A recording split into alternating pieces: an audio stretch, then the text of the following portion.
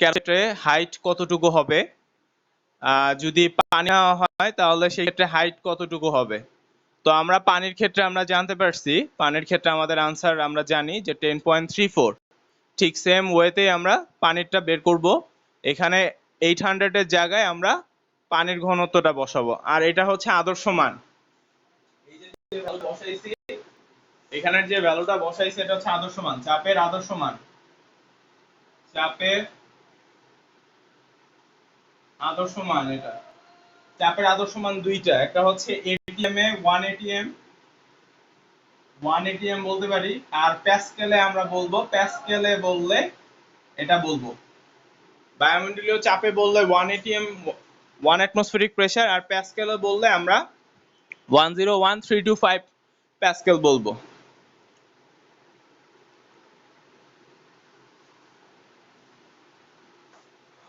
আচ্ছা, তো দেখো আমরা সাজায়া ম্যাথটা করব। আমাদের ওইখানে সাজায়া ম্যাথটা দেওয়া নাই, 136 পৃষ্ঠার যে ম্যাথটা সাজায়া করা নাই, আমরা এটাকে সাজায়া করে নিলাম। সো আমরা দেওয়া আছে মধ্যে লিখে নিব যে চাপের আদর্শ মান বা চাপ P = 101325, এটা লিখলেই হবে। প্যাসকেলে, এটা হচ্ছে প্যাসকেলে, প্যাসকেল মানে তো বুঝোই newton per metre metre square.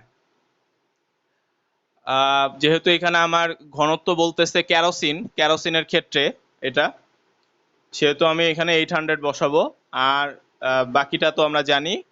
ঠিক একইভাবে পানি বললে পানির ঘনত্বটা বসাবো, আমরা পানির ঘনত্বটা বসাইলে আমরা পানিরটা জানতে পারবো।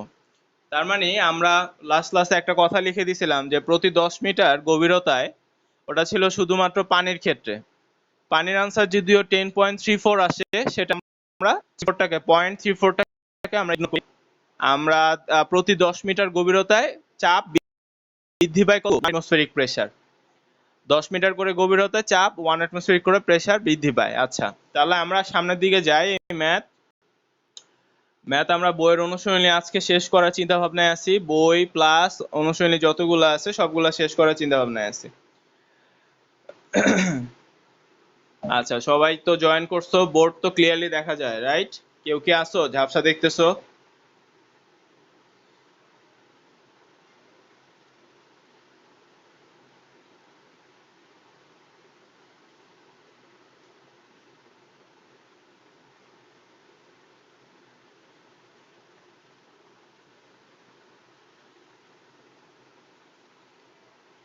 আচ্ছা, রাফিয়া, রাফিয়া কে? অদিতি? এখনো অনেকে আসে নাই। আচ্ছা, ঠিক আছে।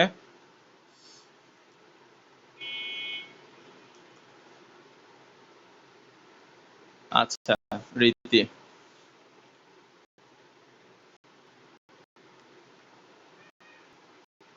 আচ্ছা, তাহলে আমরা সামনের দিক ম্যাথে যাব।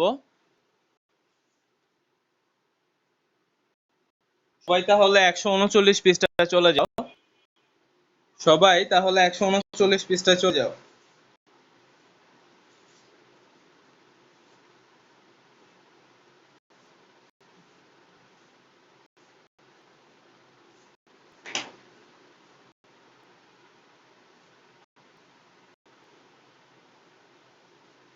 একশো 139 পৃষ্ঠায় চলে যাও।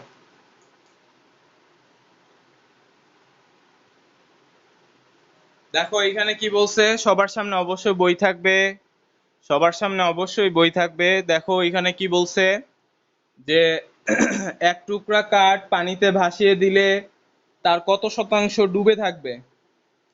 এক টুকরা কাঠ পানিতে ভাসিয়ে দিলে তার কত শতাংশ ডুবে থাকবে।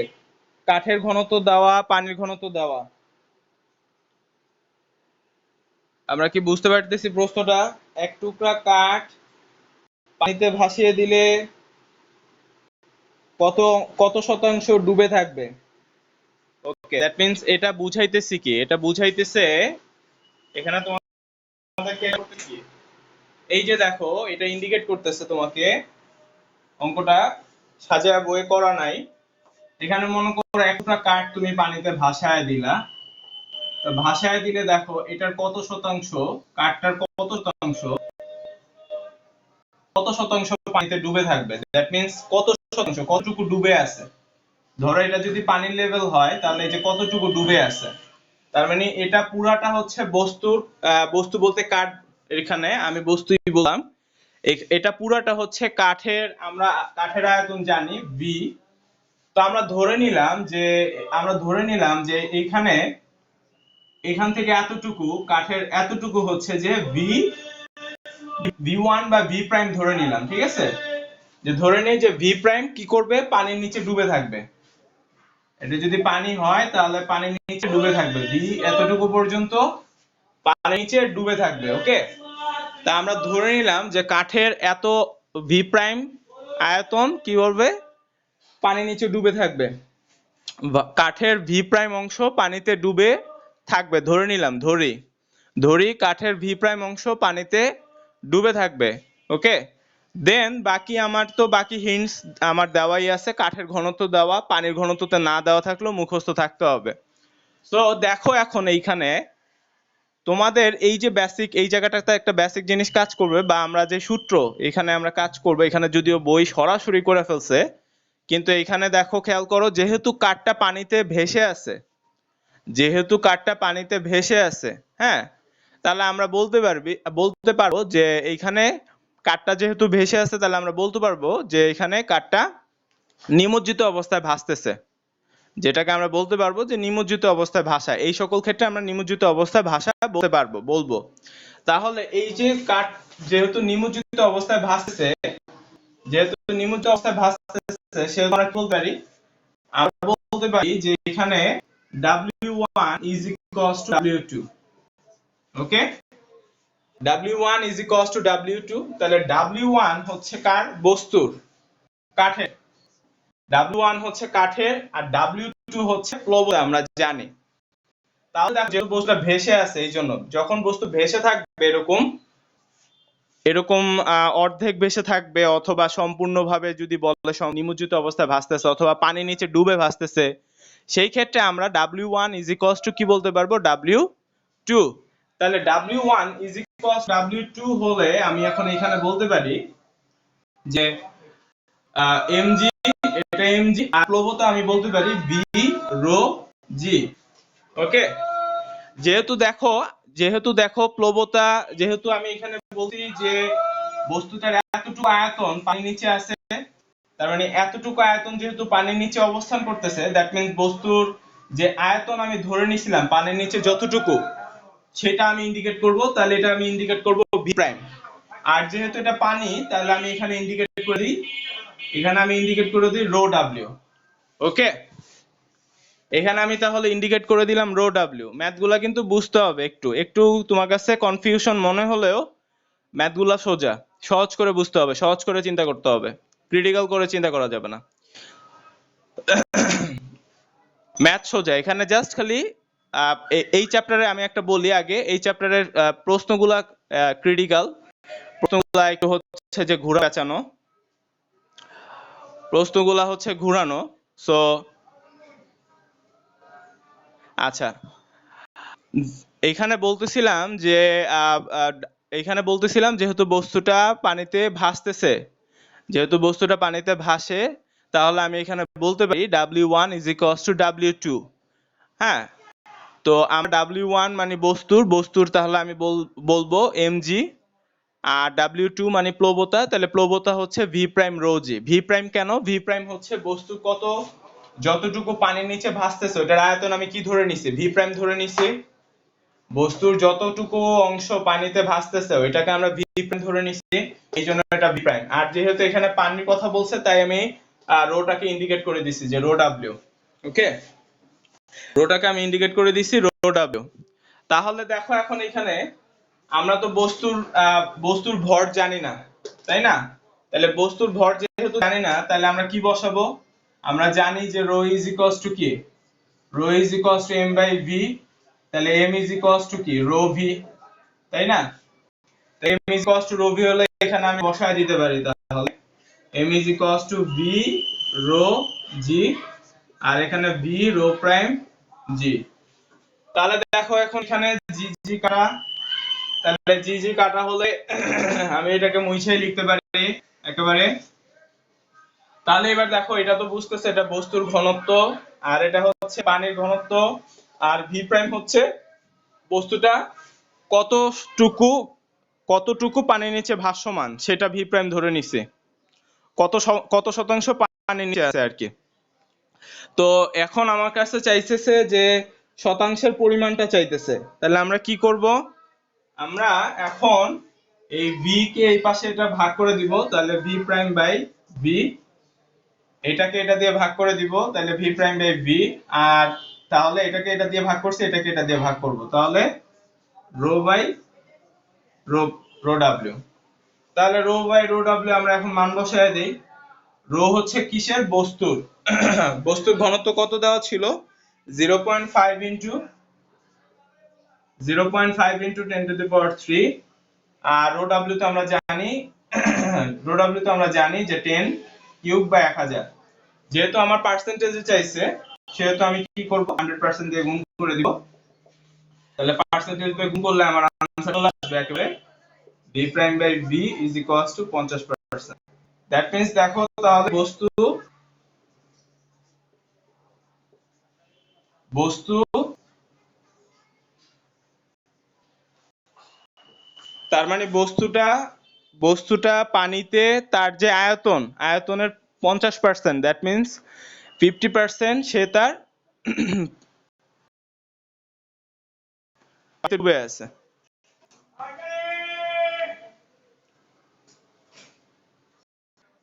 যেহেতু আমার কাছে পার্সেন্টেজে চাইতেছে সেহেতু আমি কি করব, এখানে 100 গুণ করে দিব, তাহলে 100 গুণ করে দিলে আমি কি পাচ্ছি, v প্রাইম বাই v, তাহলে এখানে আমি গুণ করলে মান পাচ্ছি 48.5%।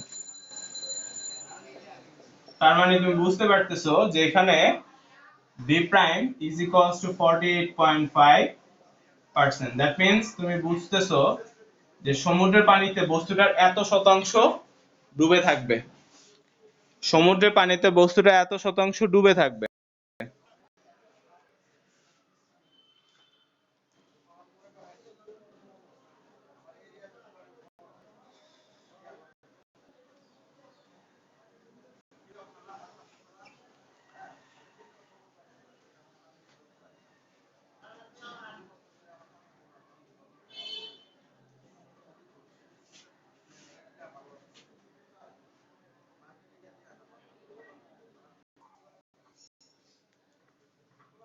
আমরা কি বুঝতেছি ম্যাথ?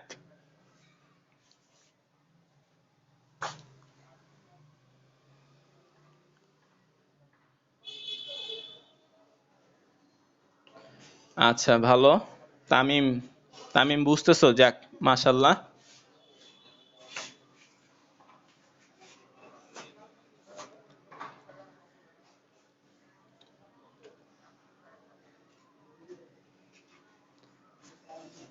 আচ্ছা ওকে মাশাআল্লাহ, আমি ইজি করেই বলতেছি, এত সহজ সিম্পল ওয়ার্ডে বলতেছি ম্যাথগুলোর কথা যাতে বুঝো সহজে। ওকে ওকে ঠিক আছে।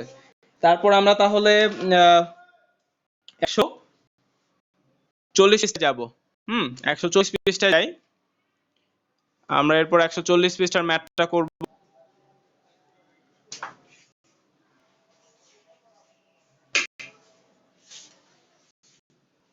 আচ্ছা তাহলে দেখো এখানে খেয়াল করো তো, আমরা সূত্র জানি যে বস্তুর পানিতে ওজন সমান সমান বস্তুর ওজন বিয়োগ প্লবতা। সো বাকি সূত্রগুলো আমরা বসাইছি, বাকি সূত্রগুলো আমরা জানি, তাই বাকি যে সূত্র, পানিতে ওজন W ধরে নিছি, বস্তুর ওজন W ধরে নিলাম, মাইনাস প্লবতা হচ্ছে V রো জি। ওকে, তাহলে বাকি ক্যালকুলেশনটা দেখো, আমি মান বসাইলাম, G কাটলাম, দেন পক্ষান্তর করলাম, এটাকে পক্ষান্তর করলাম, এটাকে এই পাশে নিয়ে গেলাম, এটাকে এই পাশে নিয়ে গেলাম, পক্ষান্তর করলাম, পক্ষান্তর করে ভি বের করতে হবে, ভি বের করলাম, বস্তুর আয়তন জানলাম। এখন বস্তুর আয়তন আমরা, এখন কি সাউন্ড ক্লিয়ার?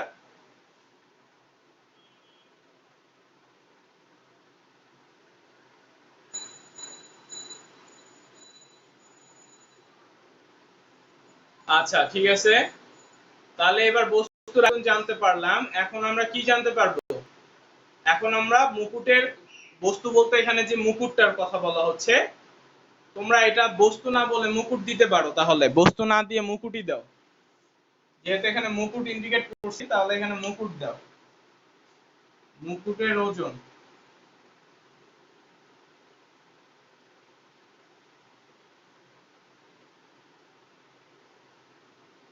মুকুটের পানিতে ওজন বস্তু না, যেহেতু এখানে বস্তু না মুকুট ইন্ডিকেট করছে তাই মুকুটই দেওয়াই সুন্দর হবে আসলে।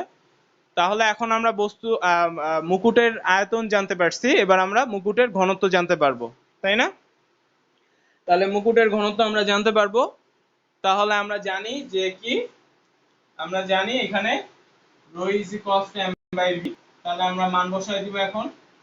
m ইজ ইকুয়ালস টু 10 আর v is equals to 6 into 10 inverse 4। তাহলে এই যে आंसर চলে আসবে আমাদের,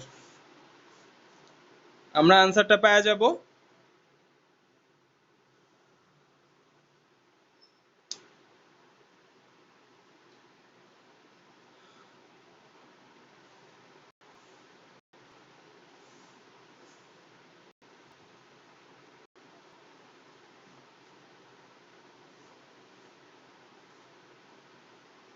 আমরা কি বুঝছি এই ম্যাথটা?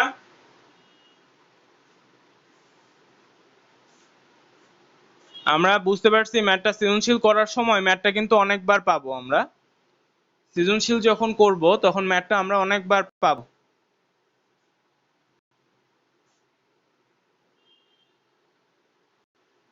স্যার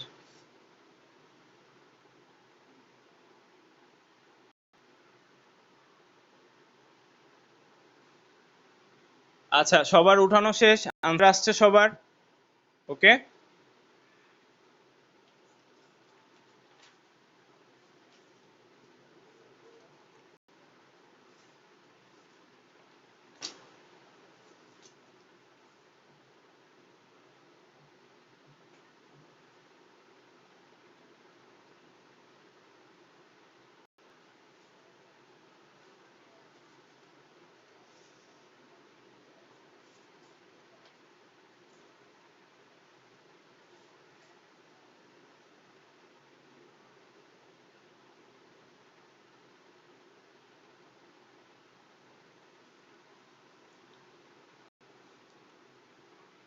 সোজা। তাহলে আমাকে ফার্স্ট অফ অল কি করতে হবে? ফার্স্ট অফ অল আমাকে এইখানে যে স্বর্ণের যে ঘনত্ব দেওয়া, স্বর্ণের যে ঘনত্ব দেওয়া, ফার্স্ট অফ অল আগে আমাকে কি বের করতে হবে সেটা বলি, সেটা হচ্ছে আয়তন বের করতে হবে। প্রথমত আমাকে স্বর্ণের প্রকৃত আয়তন বের করতে হবে।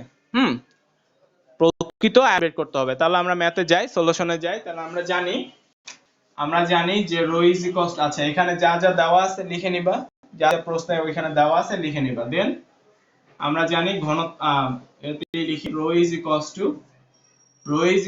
m বাই v, তাই না? Rho is equals to m by v। আচ্ছা আমরা বাংলায় লিখলেই মনে হয় ম্যাথটা আরো একটু সোজা হবে। তাহলে ঘনত্ব সমান সমান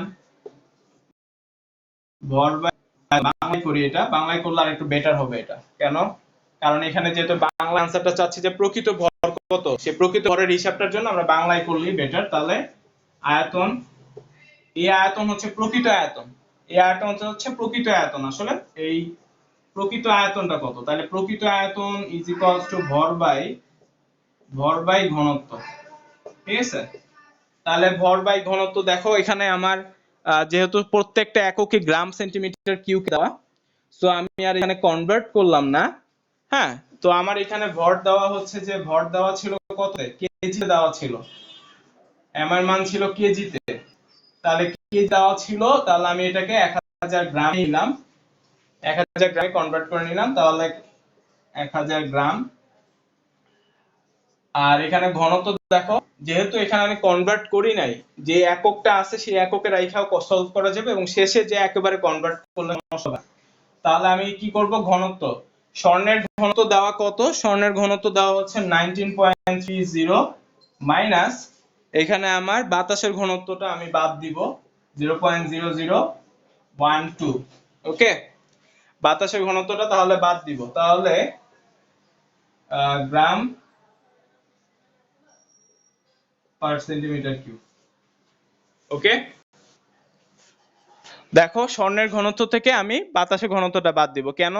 কারণ ওই যে বললাম যে আমার এক্সাক্ট জিনিসটা জানতে হলে যে বাতাস থেকে আমাকে বিরত রাখতে হবে আর কি, যেহেতু ওই যে নিকটির মধ্যে যখন ওজন নেওয়া হয় তখন কিন্তু সেটা বাতাস থেকে বিরত রাখে। তার মানে নিকটির মধ্যে যখন ওজন মাপা হয় যদি বাতাসটা যুক্ত হয়ে যায় তাহলে ওয়ান কাইন্ড অফ সেটাকে আমরা ভেজাল হিসেবেই কাউন্ট করব, তাই না? সেটা প্রকৃত না, সেটা প্রকৃত না, রিয়েল না, ভেজাল। তোমার যদি তুমি স্বর্ণ কিনলা হচ্ছে, ধরো সাপোজ ধরো তুমি স্বর্ণ আছে হচ্ছে 1 ভরি, কিন্তু তার সাথে আবার দেখলা যে তার সাথে বাতাসের ভরও চলে গেছে আরো 200 গ্রাম, তাহলে তোমার কত পরিমাণে লস যাবে, তাই না? এই জন্য আমাদের বাতাসটা এই জন্য দিতে হবে এক্সাক্টটা জানতে হইলে। তো সেটাই আমরা করছি যে বাতাসটা আমরা বাদ দিলাম, তাহলে আমাদের আয়তন চলে আসতেছে, 51 পয়েন্ট, যে প্রকৃত আয়তন, সে প্রকৃত আয়তন চলে আসতেছে 51 পয়েন্ট কত, 82। আচ্ছা, এবার তাহলে আমরা প্রকৃত আয়তন জানলাম, এখন প্রকৃত ভর ইজ ইকুয়ালস টু এই যে আমরা কি জানি, ভর ইজ ইকুয়ালস টু ঘনত্ব, ঘনত্ব ইজ ভর বাই আয়তন, তাহলে ভর ইজ ইকুয়ালস টু ঘনত্ব ইনটু আয়তন। তাহলে এখান থেকে আমি সরাসরি লিখতে পারতেছি যে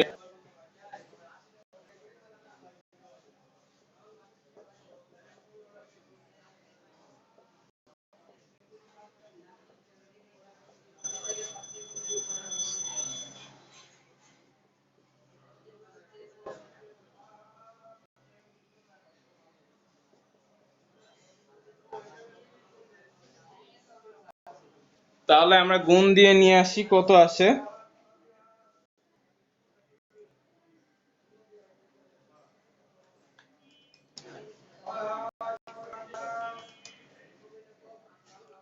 তাহলে আমাদের আসতেছে এখানে 1, 4টা 0, 3টা 0, 0.126। ওকে, যেহেতু গ্রাম আছে তুমি গ্রামকে কনভার্ট করে নাও। এবার তুমি গ্রামকে কনভার্ট করে নিতে পারো, তাহলে গ্রামকে কনভার্ট করে নিলে কি করবা, 1000 দিয়ে ভাগ দিয়ে দাও, তাহলে 1000 দিয়ে ভাগ দিয়ে দাও, তাহলে ভাগ দিয়ে দিলে তোমার आंसर চলে আসবে 1.000126।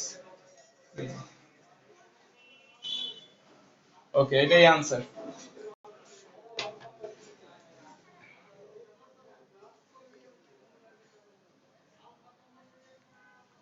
এটাই আমাদের তাহলে आंसर।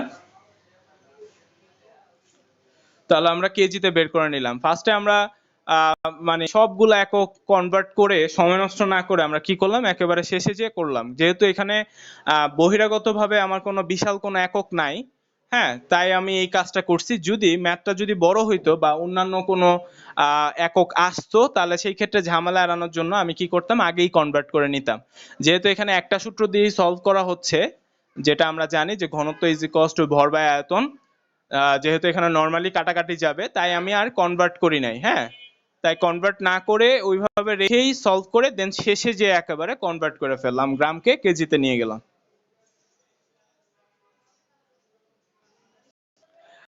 পানির ক্ষেত্রে প্রতি 10 মিটার গভীরতায় 1 অ্যাটমসফেরিক করে বৃদ্ধি পায়, 1 অ্যাটমসফেরিক অথবা 101325 প্যাসকেল পরিমাণ বৃদ্ধি পায়। ক্যারোসিনের জন্য পায় হচ্ছে 12.92 মিটার, আর পারদের জন্য তো এটা আমরা জানি 76 সেন্টিমিটার অথবা 0.76 মিটার। ওকে,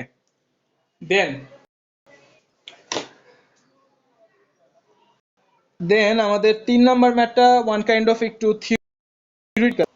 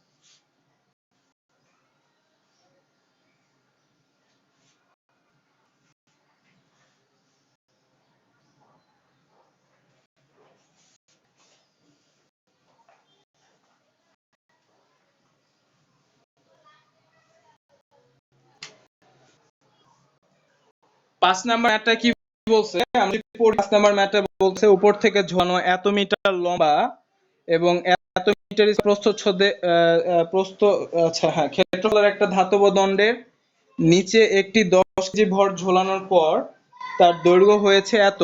এই ধাতব দণ্ডটির ইয়াং এর মডুলাস কত?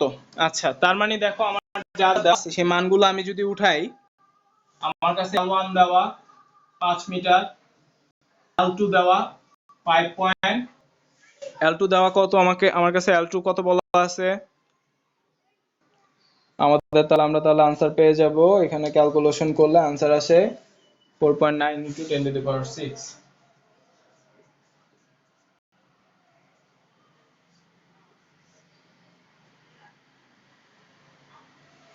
এই তো বুঝে।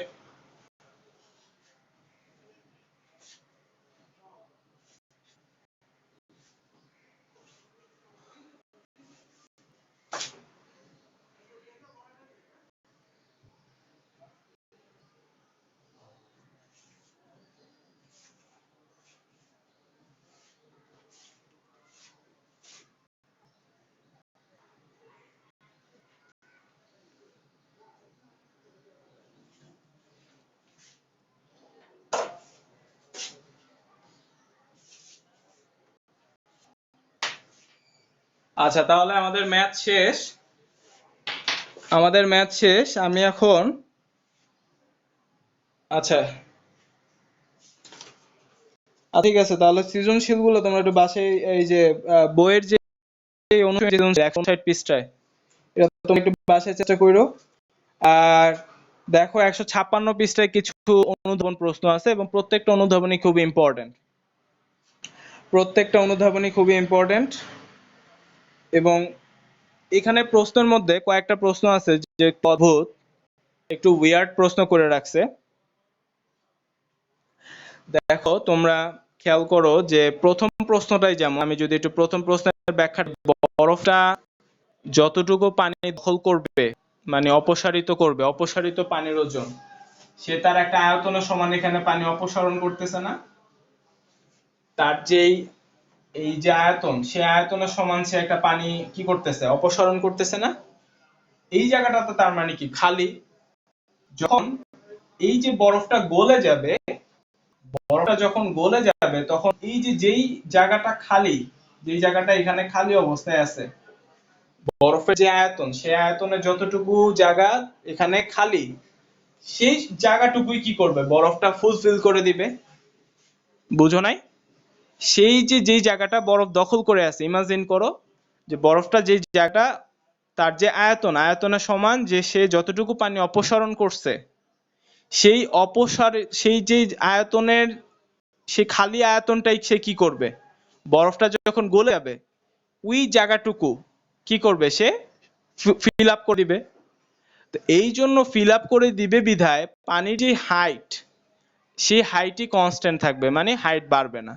জাস্ট এই জায়গাটা দেখো, আমি যদি পাশে আবার চিত্র আঁকি, তাহলে পাশে আবার চিত্র আঁকলে ব্যাপারটা এরকম। ব্যাপারটা হচ্ছে যে তোমার এই যে মনে করো এই তো এইখানে বরফটা ছিল, এবার বরফটা গলে গেছে এবং গলিত পানিগুলা এই যে এখানে যা জমবে, তাহলে এই দেখো গলিত পানিগুলা এখানে যদি জমে যায়, তাহলে কি হাইট আর বাড়বে? হাইট আর বাড়বে না, ওই জায়গাটাই সে ফুলফিল করে দিবে। এই দেখো পাশের চিত্র খেয়াল করলে তুমি বুঝতে পারবা যে এক টুকরা বরফ যখন পানিতে ভাসে, বরফ যখন গলে যাবে, তখন ওই পানির হাইট বাড়বে না, পানির হাইট যা ছিল তাই থাকবে। আচ্ছা, তোমরা বাসায় এই অনুধাবনগুলা চেষ্টা করবা। নেক্সট ক্লাসে কারো কোনোটা যদি সমস্যা থাকে, বইয়ের ভিতরের ম্যাথ অথবা যা করলাম আজকে তার উপরে সমস্যার সমাধান নেক্সট ক্লাসে করব। আর অবশ্যই নেক্সট ক্লাসে সৃজনশীল ধরবো। ওকে, আজকে এতটুকুই তাহলে। আল্লাহ হাফেজ।